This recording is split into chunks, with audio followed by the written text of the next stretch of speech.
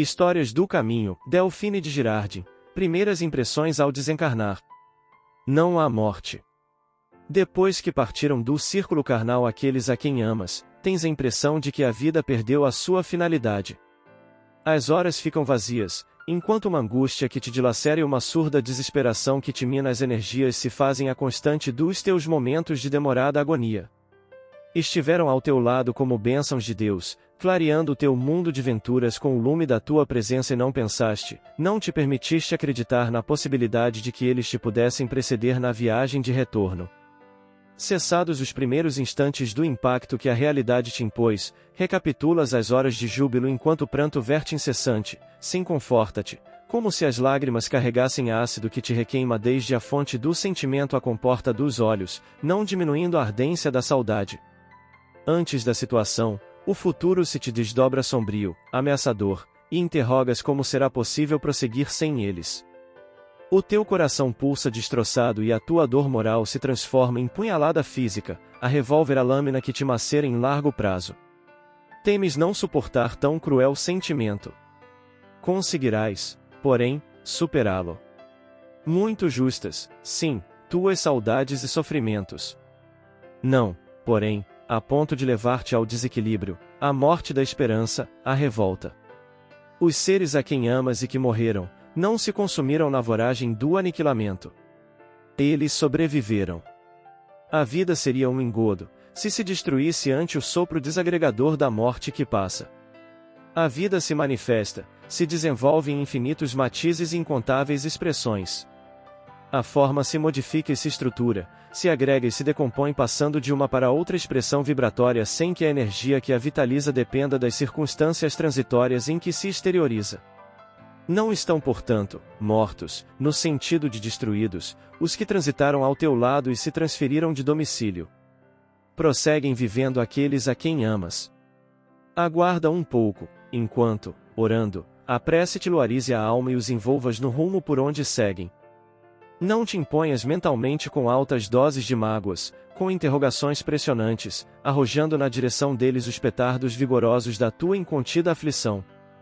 Esforça-te por encontrar a resignação. O amor vence, quando verdadeiro, qualquer distância e é ponte entre abismos, encurtando caminhos.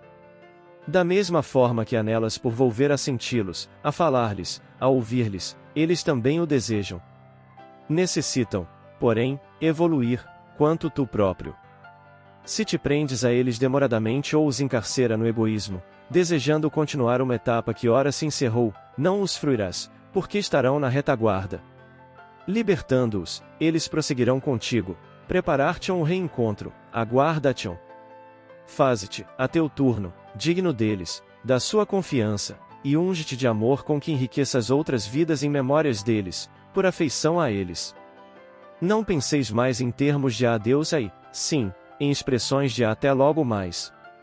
Todos os homens na terra são chamados a esse testemunho, o da temporária despedida. Considera, portanto, a imperiosa necessidade de pensar nessa injunção e deixa que a reflexão sobre a morte faça parte do teu programa de assuntos mentais, com que te armarás, desde já para o retorno, ou para enfrentar em paz a partida dos teus amores. Quanto àqueles que viste partir, de quem sofres saudades infinitas e impreenchíveis vazios no sentimento, entrega-os a Deus, confiando-os e confiando-te ao Pai, na certeza de que, se souberes abrir a alma à esperança e à fé, conseguirás senti-los, ouvi-los, deles aurindo a confortadora energia com que te fortalecerás até o instante da união sem dor, sem sombra, sem separação pelos caminhos do tempo sem fim, no amanhã ditoso. Delphine Girardin. De 1804 a 1855. Quem são os espíritos que assinam as mensagens da codificação? Em Prolegômenos, da obra basilar O Livro dos Espíritos, encontram-se os nomes de São João Evangelista, Santo Agostinho, São Vicente de Paulo, São Luís, o Espírito de Verdade, Sócrates, Platão, Fénelon, Franklin, Swedenborg, entre outros. Em O Evangelho segundo o Espiritismo desfilam mais de uma dezena de nomes de espíritos, mais conhecidos uns, quase desconhecidos outros, entre eles os de Delphine de Girardin, Hahnemann, Henri Heine, Lacordaire, Lamennais, Morlot, Pascal, Vianney. Mas, afinal, Quem são esses expoentes que compuseram a equipe que descortinou ao mundo a terceira revelação? Aqui, interessa-nos alguns dados biográficos de Delphine de Girardin, que nasceu em Aix-la-Chapelle, em 26 de janeiro de 1804, o mesmo ano do codificador, e desencarnou na capital francesa em 29 de junho de 1855.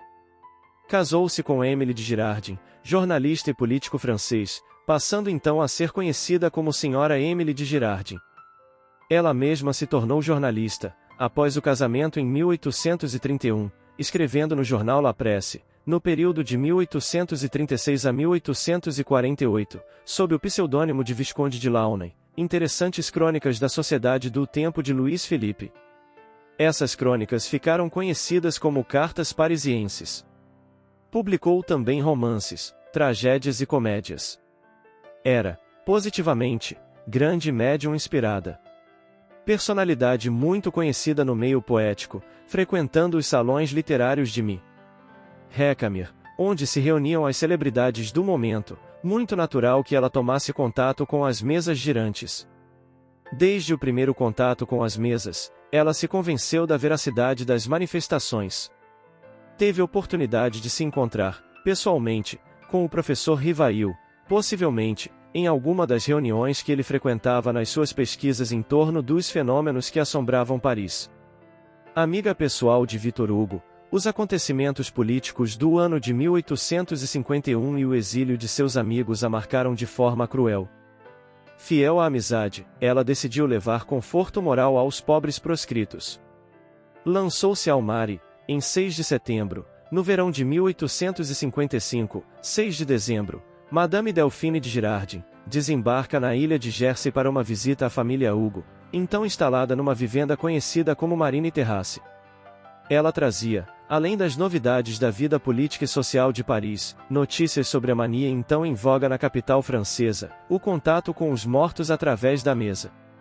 Ela, então, contou aos incrédulos membros da família Hugo que as mesas davam pancadas e se inclinavam misteriosamente, como podiam também ser levadas a bater palavras inteiras e sentenças em código.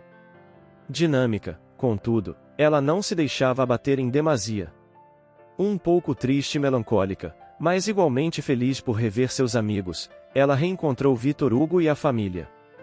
Auguste Vacquerie, de 1819 a 1895, que também visitava a família Hugo, ele que fora cunhado da jovem Leopoldine, filha de Victor Hugo, morta tragicamente em um acidente no rio Sena, registrou, com detalhe, a estada de Madame Girardin em Marine Terrace. Era a intuição de sua morte, Girardin sabia-se muito enferma e viria a morrer um ano e pouco depois, que a fazia interessar-se pela vida extraterrena. Estava muito preocupada com as mesas girantes, e creio, a primeira palavra que me dirigiu foi para perguntar se eu acreditava nelas. Ela acreditava, e passava a noite a evocar os mortos. Ela fazia questão absoluta que todos participassem de sua convicção e, no mesmo dia da sua chegada, tivemos trabalho para fazê-la esperar o fim do jantar. Levantou-se à sobremesa e arrastou um dos convivas para o parlour onde atormentaram uma mesa que, de resto, permaneceu muda. Ela pôs a culpa na mesa, cuja forma quadrada contrariava os fluidos. Na manhã do dia seguinte foi comprar, numa casa de brinquedos, uma mesinha redonda, de um pé só, terminando em dedo de galo. A mesa adquirida por de Girardin servia exatamente a seus propósitos, e, entretanto, nada aconteceu. Os espíritos, esclareceu, não eram cavalos, que esperam pacientemente o burguês, mas seres livres e dotados de vontade, vêm quando querem. As sessões foram longas e cansativas. Victor Hugo, cético, aderiu às reuniões somente para não desgostar a amiga. Após várias e fracassadas tentativas, eis que se ouviu um ligeiro estalido na madeira. Finalmente, no domingo, 11 de setembro, a concentração e o silêncio foram recompensados. O estalido se repetiu. De repente um dos pés se ergueu. De Girardin disse, e há alguém presente? Se houver e quiser falar-nos, dê uma batida. O pé caiu com um ruído seco, há alguém, gritou-me. De Girardin. Fazeis as perguntas. Uma comunicação aconteceu. Uma comunicação que mudaria os rumos da vida do grande poeta francês. Quem se comunicou, através da mesa foi nada mais, nada menos que sua filha Leopoldine. Sua amada filha, morta durante a lua de mel, afogada em um lago, num passeio de barco com o marido. Em O Evangelho segundo o Espiritismo, o espírito de Delphine de Girardin assina a mensagem à infelicidade real, no capítulo 5º, item 24, a seguir transcrita. Todo mundo fala da infelicidade, todo mundo a experimentou e crê conhecer seu caráter múltiplo. Venho-vos dizer que quase todos se enganam, e que a infelicidade real não é tudo aquilo que os homens, quer dizer os infelizes, a supõem. Eles a veem na miséria, no fogão sem lume, no credor ameaçador, no berço vazio do anjo que sorria, nas lágrimas, no féretro que se acompanha de cabeça descoberta e de coração partido, na angústia da traição, na nudez do orgulhoso que gostaria de se cobrir de púrpura e que esconde com dificuldade sua nudez sob os farrapos da vaidade. A tudo isso, e a outras coisas ainda, se chama de infelicidade na linguagem humana. Sim, é a infelicidade para aqueles que não veem senão o presente, mas a verdadeira infelicidade está nas consequências de uma coisa, mais do que na própria coisa. Dizei-me se o acontecimento mais feliz para o momento, mas que tem consequências funestas, não é em realidade mais infeliz que aquele que causa primeiro uma viva contrariedade, e acaba por resultar no bem? Dizei-me se a tempestade que quebra vossas árvores, mas saneia o ar dissipando os miasmas insalubres que causariam a morte, não é antes uma felicidade do que uma infelicidade. Para julgar uma coisa é preciso, pois, ver-lhe as consequências. É assim que, para apreciar o que é realmente feliz ou infeliz para o homem, é preciso se transportar além desta vida, porque é lá que as consequências se fazem sentir. Ora, tudo que se chama infelicidade segundo sua curta visão, cessa com a vida e encontra sua compensação na vida futura. Vou-vos revelar a infelicidade sob uma nova forma, sob a forma bela e florida que acolheis e desejais com todas as forças das vossas almas equivocadas. A infelicidade é a alegria, é o prazer, é a fama, é a agitação vã, é a louca satisfação da vaidade, que fazem calar a consciência, que comprimem a ação do pensamento, que atordoam o homem sobre seu futuro. A infelicidade é o ópio do esquecimento que reclamais ardentemente. Esperai, vós que chorais. Tremei, vós que rides, porque vosso corpo está satisfeito. Não se engana a Deus, não se esquiva do destino, e as provas, credoras mais implacáveis que a matilha excitada pela miséria, espreitam vosso repouso ilusório para vos mergulhar de repente na agonia da verdadeira infelicidade, daquela que surpreende a alma enfraquecida pela indiferença e pelo egoísmo. Que o Espiritismo vos esclareça, pois, e recoloque em sua verdadeira luz a verdade e o erro, tão estranhamente desfigurados pela vossa cegueira. Então agireis como bravos soldados que, longe de fugirem do perigo, preferem as lutas dos combates temerários, a paz que não pode dar nem glória, nem progresso. Que importa ao soldado perder no tumulto suas armas, sua bagagem e seus uniformes, contanto que dele saia vencedor e com glória? Que importa aquele que tem fé no futuro deixar sobre o campo de batalha da vida sua fortuna e seu manto de carne, contanto que sua alma entre, radiosa, no reino celeste? Delphine de Girardin, Paris, 1861. Primeiras impressões do espírito de Delphine de Girardin, ao desencarnar. Falarei da estranha mudança que se opera no espírito após a libertação. Ele se evapora dos despojos que abandona, como uma chama se desprende do foco que a produziu. Depois se dá uma grande perturbação e essa dúvida estranha: estou morto ou vivo? A ausência das sensações primárias produzidas pelo corpo espanta e imobiliza, por assim dizer. Assim como um homem habituado a um fardo pesado, nossa alma, aliviada de repente, não sabe o que fazer de sua liberdade. Depois, o espaço infinito, as maravilhas sem número dos astros, sucedendo-se num ritmo harmonioso, os espíritos solícitos, flutuando no ar e deslumbrantes de luz sutil que parece atravessá-los, o sentimento da libertação que inunda de súbito, a necessidade de lançar-se também no espaço como pássaros que querem treinar suas asas. Tais são as primeiras impressões que todos nós sentimos. Não posso lhe revelar todas as fases desta existência, acrescentarei só, que logo satisfeito com o seu espanto, o espírito ávido quer se lançar e subir mais, às regiões do verdadeiro belo, do verdadeiro bem, e essa aspiração é o tormento dos espíritos sedentos do infinito. Como a crisálida, esperam despojar-se de sua pele, sentem surgirem asas que os levarão, radiosos, ao azul abençoado. Mas, retidos ainda pelos laços do pecado, devem planar entre o céu e a terra, não pertencendo nem a um, nem a outra. Que são todas as aspirações terrenas, comparadas ao ardor incrível do ser que entreviu um recanto da eternidade. Assim, sofrei muito para chegardes depurados entre nós. O Espiritismo vos ajudará, pois é uma obra abençoada, ele liga entre si os espíritos e os vivos, que formam os anéis de uma cadeia invisível subindo até Deus. Delfine de Girardin. Comentários finais. Ante a vida maior. Quem encontra a paternidade divina no mundo, respeita as injunções da consanguinidade, mas não se agarra ao cativeiro da parentela. Honra pai e mãe, realmente, todavia, sabe considerar que o amor pode ajudar, fazer, aprender e sublimar-se sem prender-se.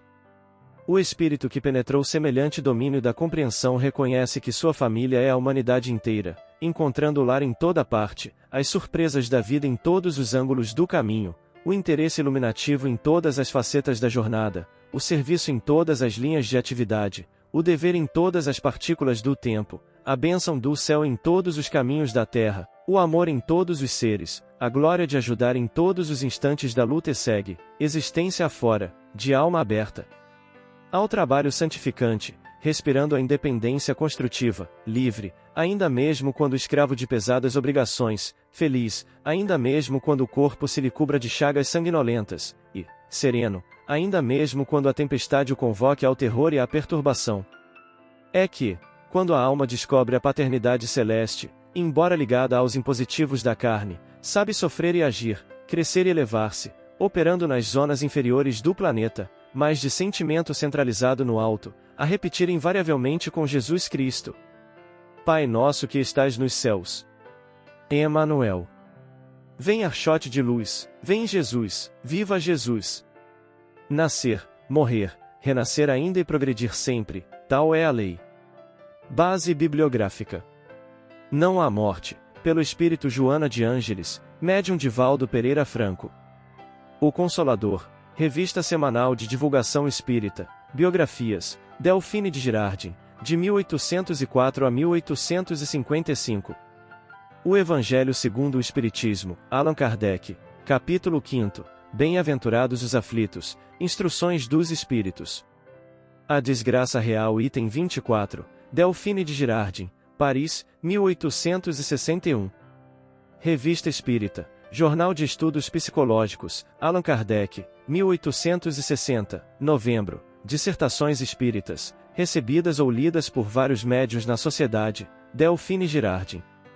O Evangelho por Emmanuel, volume I, Comentários ao Evangelho segundo Mateus, capítulo 137, Ante a Vida Maior.